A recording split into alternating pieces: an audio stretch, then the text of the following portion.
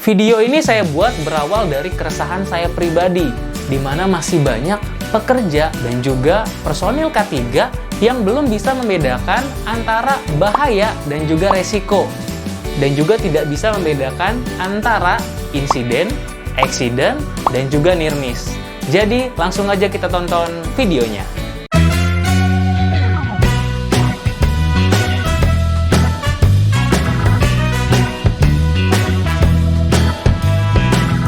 Oke, pembahasan yang pertama, kita akan membedakan antara bahaya dan juga resiko. Mungkin teman-teman, waktu kuliah dulu sudah sering nih dengar definisi atau istilah dari yang namanya bahaya. Di mana di dalam ISO 45001 dijelaskan bahwa bahaya adalah sumber atau situasi yang dapat menyebabkan cedera atau sakit. Nah, bahaya itu sendiri biasanya terbagi menjadi dua. Yang pertama adalah tindakan tidak aman, dan yang kedua adalah kondisi tidak aman. Berikut ini adalah contoh dari tindakan tidak aman dan kondisi tidak aman.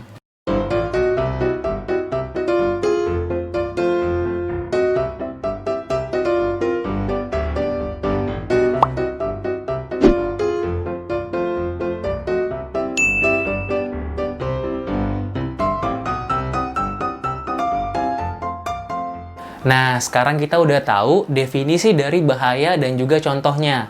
Sekarang, kita cari tahu lagi berkaitan dengan resiko. Apa sih yang dimaksud dengan resiko? Kita masih menggunakan referensi yang sama, yaitu ISO 45001. Kombinasi dari terjadinya peristiwa yang berhubungan dengan cedera parah atau terpaparnya seseorang atau alat pada suatu bahaya.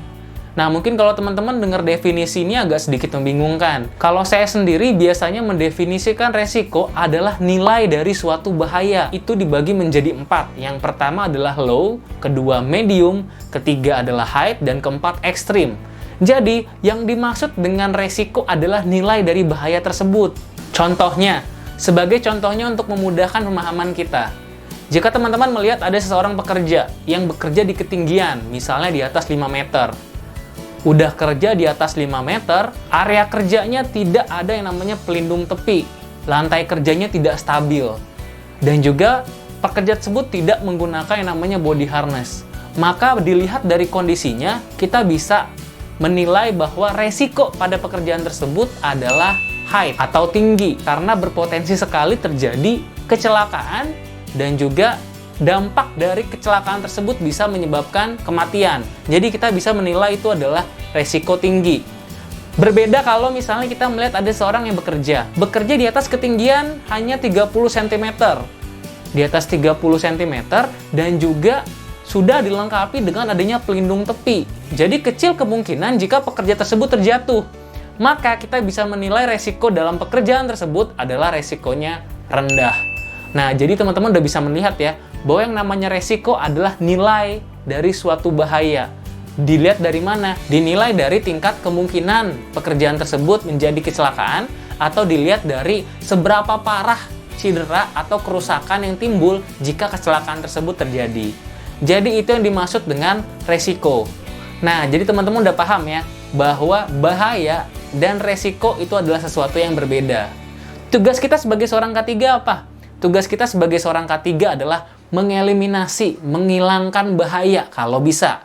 Tapi kalau tidak bisa, tugas kita adalah mengurangi nilai resikonya. Jangan sampai kita melihat pekerja itu bekerja dengan kategori resiko yang tinggi. Tapi kita bisa memberikan advice atau masukan agar resiko pekerjaan tersebut bisa menjadi rendah, agar pekerjaan dapat dilakukan dengan aman.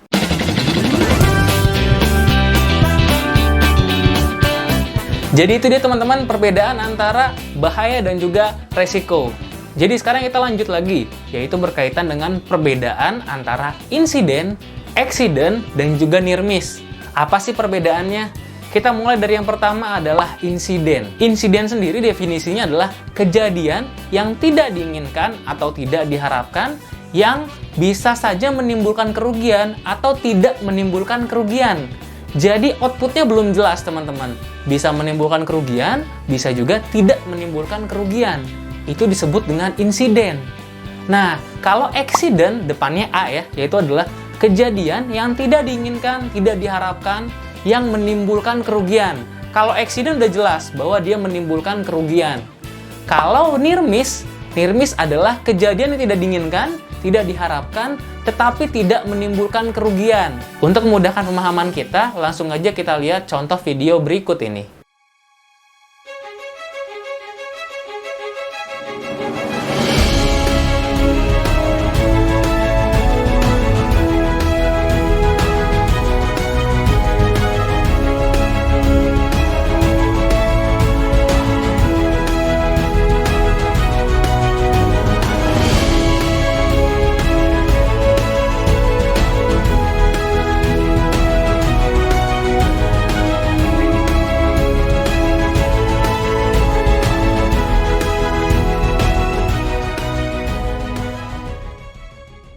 Jadi teman-teman udah jelas bahwa insiden itu bisa berbentuk accident atau near miss.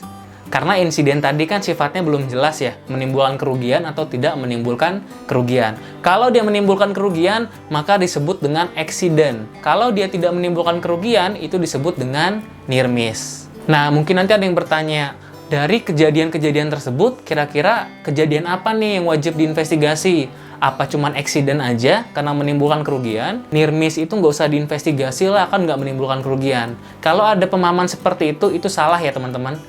Jadi semua kejadian tersebut itu wajib diinvestigasi. Biar apa? Biar kejadian serupa tidak terulang lagi. Karena mungkin aja saat ini beruntung, masih sifatnya near miss, belum ada kerugian. Tapi kalau kita biarkan, nggak ada pengendalian sama sekali, bisa jadi ke depannya terjadi kecelakaan yang sama, dan juga apesnya bisa menimbulkan kerugian. Bahkan kerugiannya bisa menjadi fatality atau kerugian yang sangat besar. Jadi semua kejadian tersebut wajib untuk diinvestigasi. Nah, jadi itu dia teman-teman topik kita pada video kali ini. Saya berharap udah nggak ada lagi di antara kita yang salah dalam membedakan antara bahaya dan juga resiko, dan juga membedakan antara insiden, accident, dan juga near miss. Semoga video ini bisa bermanfaat untuk teman-teman semuanya. Dan jangan lupa untuk di-like dan di-subscribe video ini agar bisa terus berkembang. Dan jangan lupa juga untuk di-share ke teman-teman yang lain agar semakin banyak personil ketiga yang berkualitas. Sampai ketemu di video selanjutnya.